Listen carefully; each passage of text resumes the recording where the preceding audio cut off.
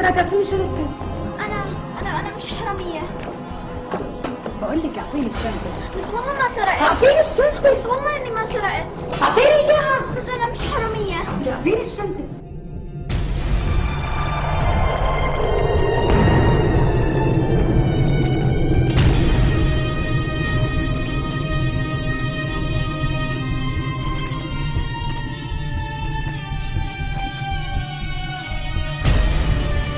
إذا ما أعطيتيني إياها بطلب لك الشرطة وأخليهم هم يدفعوا معي. شرطة؟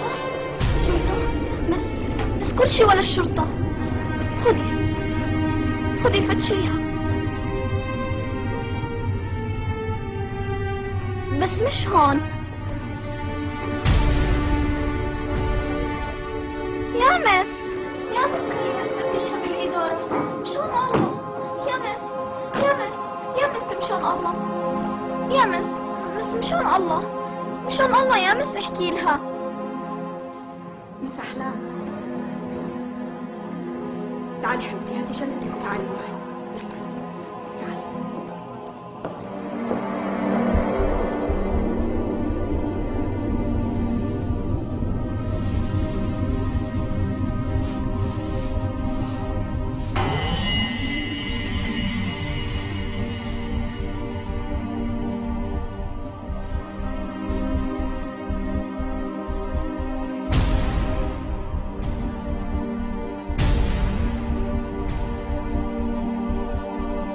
شو هاد؟ مثل ما انتي شايفة بقايا سندوتشات الطالبات. ليش لم البقايا وحطيتهم بشنطتك؟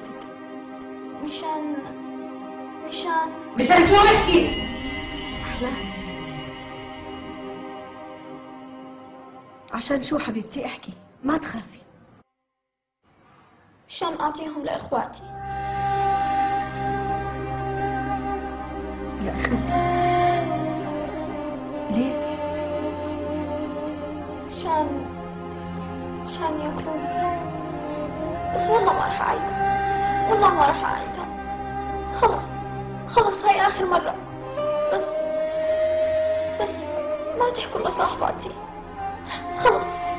خلص أنا أصلا راح أترك المدرسة. ما راح تشوفوا وجهي مرة تانية. خلص ما راح أعيدها.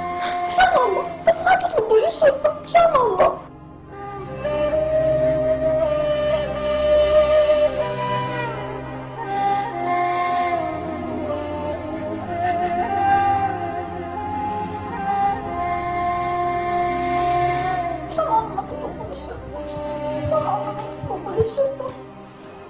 طيب حبيبتي اهدي، تعالي معي، تعالي حبيبتي، اقعدي ارتاحي.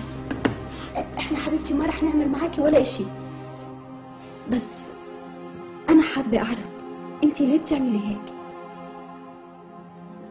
انتي مش ابوكي بيشتغل سواق؟ كان. وهلا؟ هلا بالسجن. بالسجن؟ ليش انسجن؟ سجن عشان مسكوا ببيع مخدرات، وماما ما تحملت الصدمة فانجلطت وانشلت، وأنا وأخوتي ما عم نلاقي أكل ناكله، وهم أصغر مني فأنا بحزن عليهم. فصرت بعد ما الطالبات يدخلوا على الصف بعد الفرصة أتأخر شوي وألم بقايا سندويشاتهم وعصيرهم وأخذهم لأخوتي. حبيبتي